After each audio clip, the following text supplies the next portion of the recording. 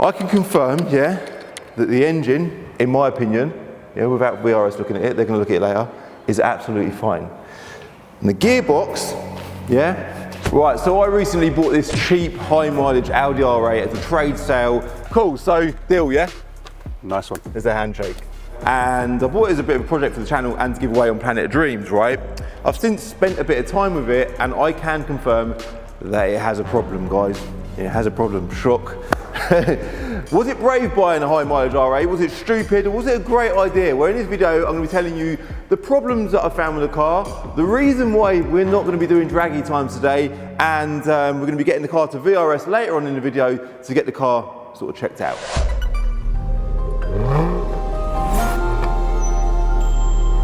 So, the cheap high mileage R8. You know what, I'm actually super glad I bought this car because I think it's going to make great content for the channel, it's going to make a great prize on Planet of Dreams, and right now our life is completely revolved around getting cars ready for my show, which is on 16th of June, Father's Day, CCD The Event 2024. If you've not yet bought yourself a ticket, I'm going to encourage you to do so because once they've sold out, there'll be no more tickets available, all right? So make sure you get yourself a ticket. I'll link it in the description below.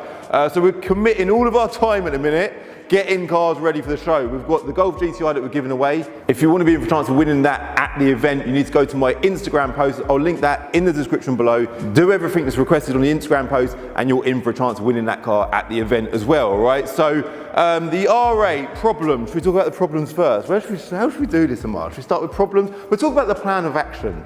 Yeah, the plan of action for today's video is I want to take you for a little drive in this car. I know we've done it briefly in the first video, but I've since spent a bit of time in this car. I've actually driven it every single day since I bought it. You can see it's filthy dirty. I purposely didn't get it clean for today because, like I said, the plan for this video is we need to get this car clean and show car ready by the end of this video, all right? So I've been daily driving it. I've been absolutely loving it. And the problem that I discovered with the car is basically, because I was concerned about the engine, yeah, because it's an old V8 engine, could have problems. They suffer with timing chains, it's an expensive job to do. I was thinking, and I said to them repeatedly, has the chain been done? Do you know anything about the chain? Is there anything wrong with the chain? They were like, no, there's nothing wrong with the chain. They were lovely guys, by the way, absolutely really good guys. And the second issue that I was concerned about it having was an issue with the gearbox. They're an R-tronic gearbox, which is essentially a manual gearbox with an automated clutch, okay? They're not very good, they're like an old SMG gearbox on E46 M3s, and I was concerned that it might have a problem. And again, if they do have problems, it's expensive. I can confirm, yeah, that the engine, in my opinion, yeah, without VRS looking at it, they're going to look at it later, is absolutely fine. And the gearbox, yeah, is also absolutely fine. Yeah, but we are going to talk more about the gearbox when we go for a drive in it. The only issue I can find with my Audi R8 that's now nearly done 115,000 miles, right, is this. Can you believe that? Can you actually believe that?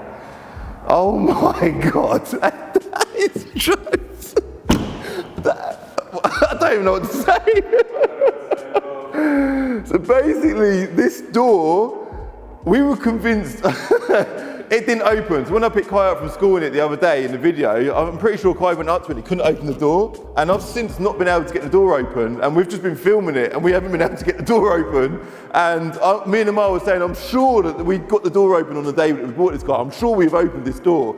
And I said, well, we can play on this. This car, our cheap high mileage R8, has got an issue. And the one issue with this car is the passenger door doesn't open, but by the magic of YouTube, it's just magically fixed itself. So this car has no problems. There is nothing wrong with this car now. I've just fixed the door. I'm really happy with it. I really want to show you, I haven't even mentioned the exhaust. It's got some kind of an exhaust system. I don't quite know what it's got, but it sounds absolutely ridiculous. Let me just cut to a revving shot of it now.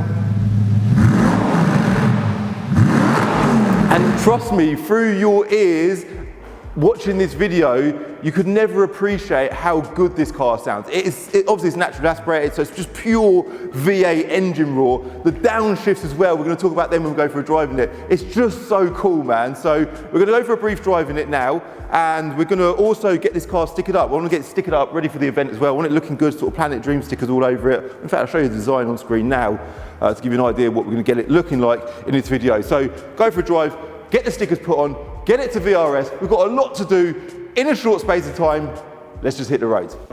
How are you doing? What do you mean, what am I doing? What are you doing? I'm on it stickers, mate. I'm on it. How can I drive? I can't believe I've driven this car for so long without putting hashtag on it stickers on it. Like that is embarrassing, man. That is pathetic. I'm sorry, everyone. I'm sorry. I've been driving around in a car, yeah, with loads of fuel in it, but no hashtag on it stickers on it. There we go, look. And I think we're going to be replacing these again for coloured ones later on in the video because we're going to have colourful stickers on the car, but that's irrelevant because we're on it and we need to show the world that we're on it, and that's how we do it. By the way, if you want to treat yourself to some hashtag on it stickers, they're available at calvinscardiary.com, or if you're at my event, which I know a lot of you will be, you can just treat yourself to some there, all right?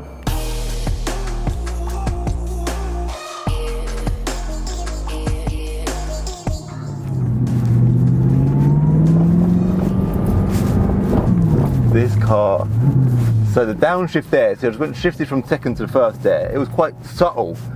With Press Sport, it sharpens up the throttle response. Again, so much like the SMGs on the E46 M3s. It just sharpens up the throttle response and it sharpens up the gear changes as well. So the reason why, you know what I was gonna say about draggy times, let's talk about how happy I am that that door's just opened, because I thought that's just gonna be one of them annoying jobs. It ain't gonna be cheap to replace that door mech. And it's a common thing on VW Audi cars, but maybe I just didn't unlock. I don't even know. I don't know. I'll get it double checked. But yeah, really, really pleased about that. But the reason why we're not going to be doing draggy times in this car today is because these gearboxes, right? If you Google or search up people's thoughts and feedback on the R-Tronic gearbox on the Gen 1 Audi R8s, yeah, people talk quite badly of them. They talk them down, and the reason for that is because you've got to know how to drive one of these cars. It ain't like a modern day dual clutch gearbox where you can absolutely hammer it through the gears and it can just take no end of abuse. They're not like that. And the reason why they break and go wrong is because people don't drive them properly. So it's really important that you treat it gently. I know that sounds ridiculous on a sports car. You can drive it hard, you can put it through its paces, but if you do it too much, it will definitely give the gearbox grief, all right? So I'll show you exactly what I mean in a sec when these lights go green. There's a police car there, sitting there. Is he going to come after me? Got stopped the other day in the M4, didn't I? Come on, lights, go green! Go green! There we go. Amber, green. And the police ain't coming after me, which is brilliant.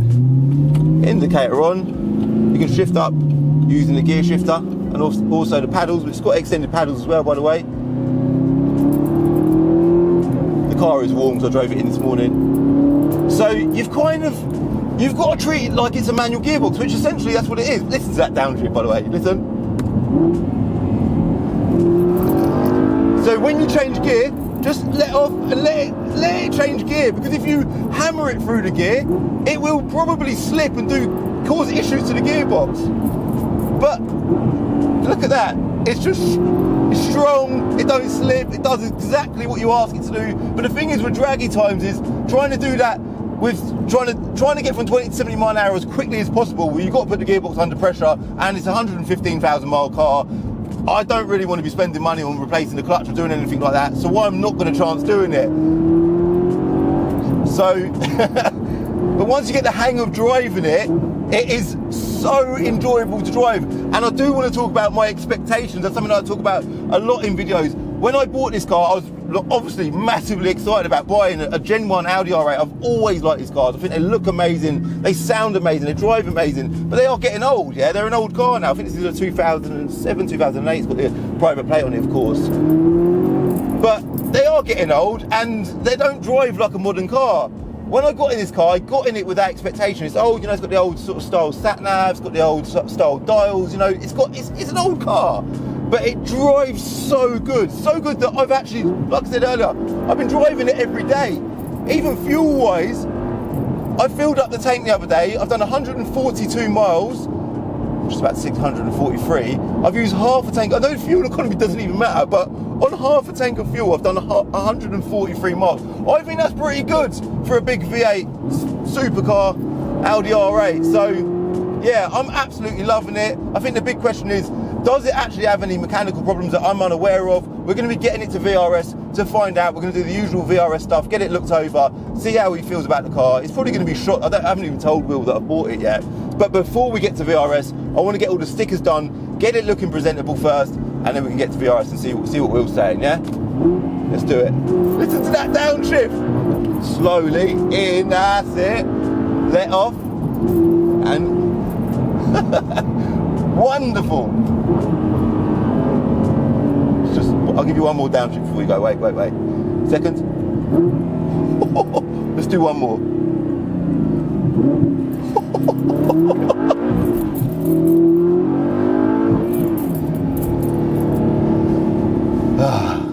Right guys, so it's a few days on now and we are currently at VRS in Northampton, and behind me I've got the M5, the Shed M5. Doesn't currently have the Shed number plate on it because we're just doing a bit of work on this car. It is my car show this Sunday. I am super excited for it. I'm excited for you lot as well. For those that are coming, honestly, you're gonna have such a good day out. It's on Father's Day as well. It's gonna be cool, but from our point of view, we've got a lot left to do, a lot left to sort out before we're ready for the event, but we will be ready. The Shed M5 is getting some work done on it. It does also need a bit of a clean. And since the beginning of the video, when you saw the R8, we've actually had a few bits done to it, which I think I mentioned at the beginning half of the video.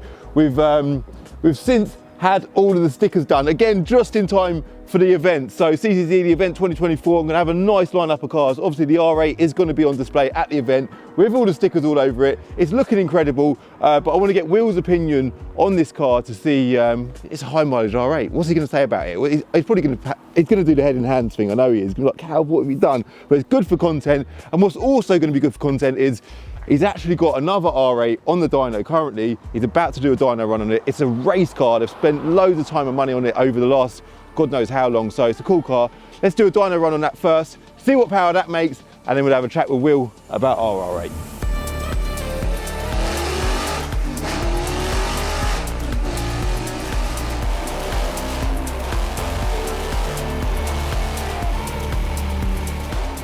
Right, so Will, we're back.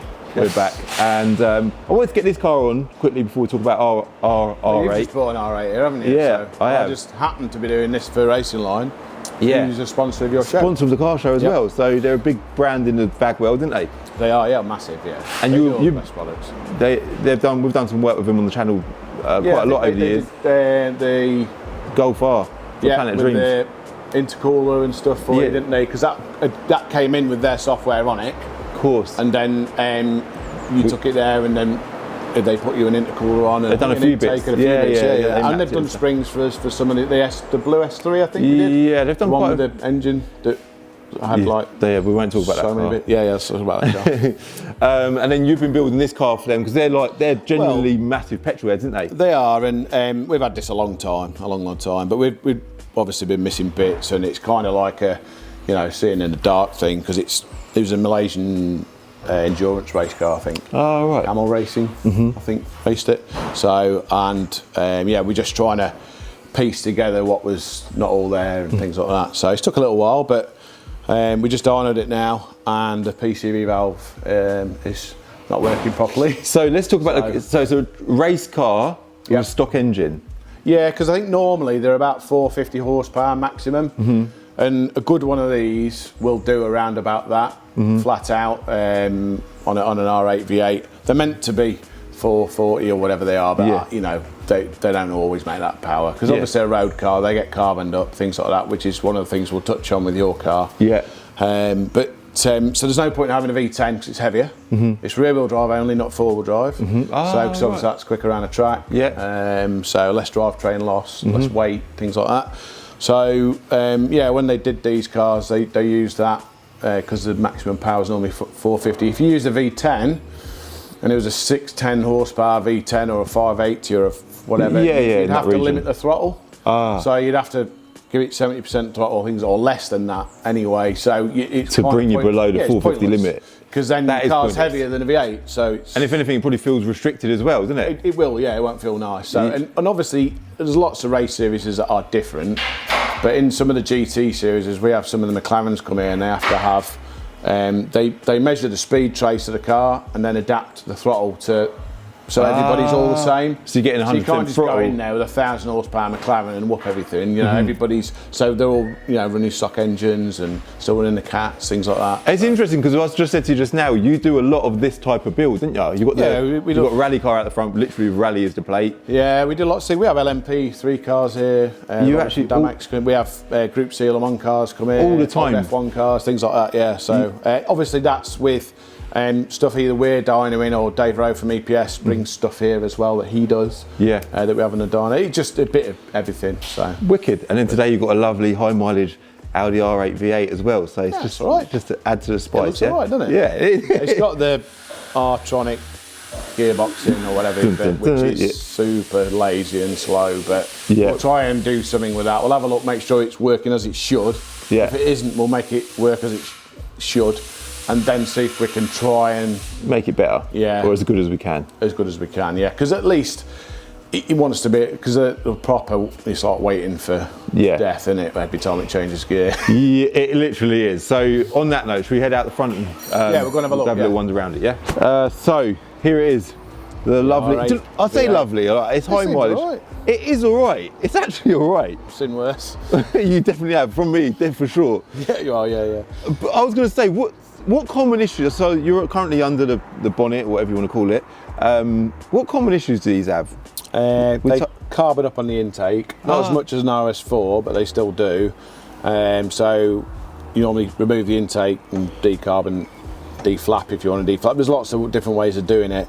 And things like PCV valve, same as the R8 in the dyno room's just got an issue with that.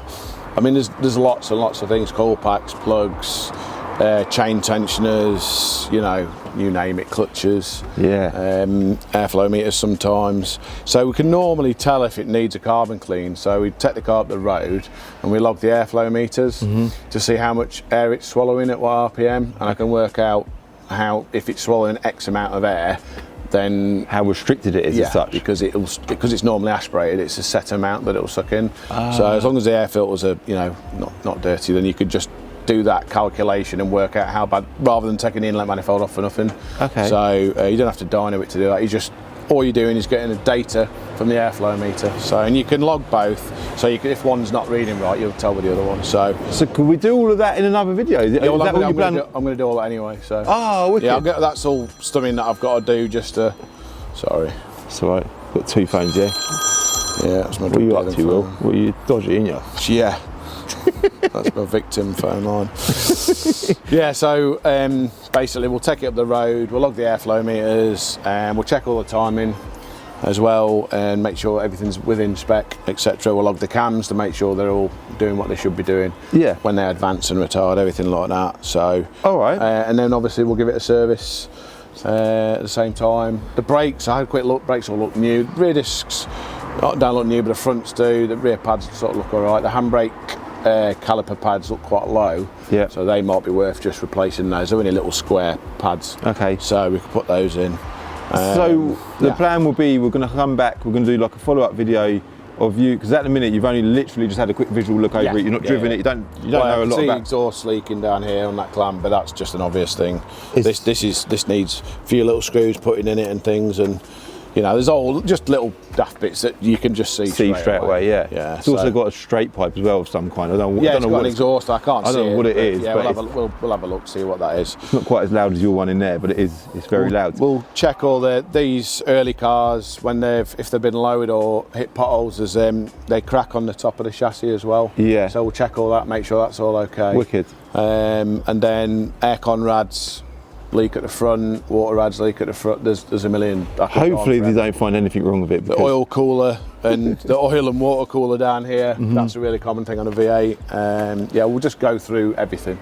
So let's touch back on the R-Tronics subject, because the one inside's got a gated manual. The R-Tronics obviously a manual. Same gearbox. Same gearbox. It just has a controller on the top of it. That's why it's slow to change. So ultimately, what happens is it's changing. You're telling it to go up a gear, and there's a mechanism that does that. And the movement you're doing. So it can't be that quick. So there's only so fast you can make it.